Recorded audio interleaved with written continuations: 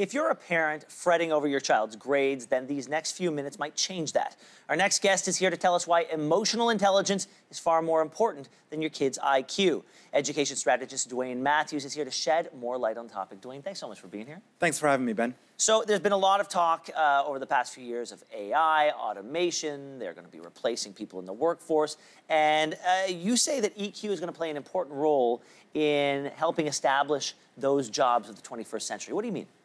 So what's going to happen is a lot of the time the automation will gather information, it will interpret information, and we as humans, we can determine what the action is going to be and how to implement that action. So the first part is really going to be about the automation, but the second piece is what can we as humans do? So really not about training children to compete with machines, because if they train to compete with machines, they will lose. Okay, let's take a step back and I'll ask the question, what is emotional intelligence? So emotional intelligence is really a generic set of competencies. It's really about understanding your own emotions, interpreting and perceiving emotions in others, and managing your emotions and the emotions of others. So what are ways that we can help our kids when we can identify that this is a strength of our children, and how can we help get them better at it? So the first thing that we can do is we can model. We really can do what we call a think aloud in education, where you think aloud and you talk about your own emotions. So with my son, I may say, I'm frustrated about this, I'm happy about that, I'm feeling a bit nervous about this. So really to talk those things out. And then the other thing is manners. We can start right there with manners. Yeah. I don't know which camera I'm looking into, but manners. They're so important. Because they really help a child to think about the feelings or consider feelings of other people and to have the sensation of gratitude versus feeling entitled. And is this something that can increase over time? And what if parents are late to the game? Yeah, no, I think that, practice makes perfect, and then perfect practice really makes perfect. So I really think that parents can start right away and really start working at it. I mean, a little bit you come with in nature, but I think a lot of it is nurture. Let's talk about how technology could help us.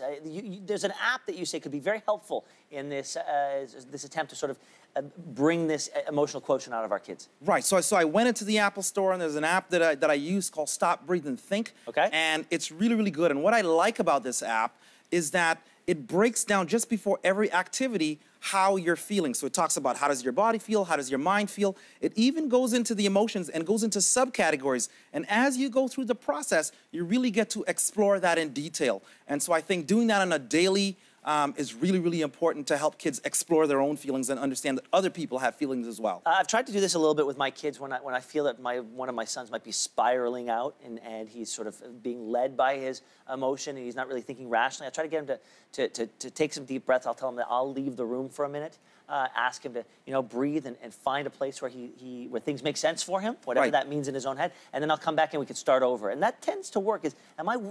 I made that up myself. Right. Is that something that could be useful? Yes, no, extremely. Really appreciating and honoring a person's emotions or feelings is really, really important. So a lot of times as parents, we try right away to get them back to this happy place. Yeah. And sometimes it's really good for them to express themselves and to go through and to say, you know what, I understand that you're frustrated. I understand that you're feeling unhappy, and then we can kind of move through those emotions. Earlier on, there was something that was listed that we hadn't touched on before, so I want to bring it back. What's the importance of story time? Oh, narratives are so important. We live our lives interpreting and creating narratives. So to have a narrative or to have a book really allows us to, again, go into the emotions and explore the emotions of others. Some of the books that I can think about, there's Mo Williams' The Pigeon Has Feelings is a great book where, there's this bus driver trying to get the pigeon to be happy, and he's talking about how he's so frustrated. The other book that really stands out in my mind is Voices in the Park by Anthony Brown, which is a book for small children and grown-ups altogether. It is fantastic. Now, if these are the jobs of the future, and we're recognizing that we have to do more to help our kids explore this aspect of their personality, you're giving us the tools as parents to help. But are schools doing enough? And what could they be doing better? So the challenge with schools is that schools typically have 192 days and 6 hours. And they've had that since we were young. And now that we're older, but there's a massive amount of information. And so it really is about prioritizing. A lot of schools are focusing on ideas around equity. Yeah. At the TDSB here, you know, you can go into a lot of classes and they talk a little bit about mindfulness and these things. So they're beginning to get into the process, but you mentioned the Titanic earlier. It's kind of like the Titanic turning. And, you know, so I think as parents, we have to really sort of, you know, jump in and help out. All right, well, Dwayne, thank you so much for this. It's a lot for parents to chew on today, but I think some good stuff for them to take in. Thanks for having me, Ben.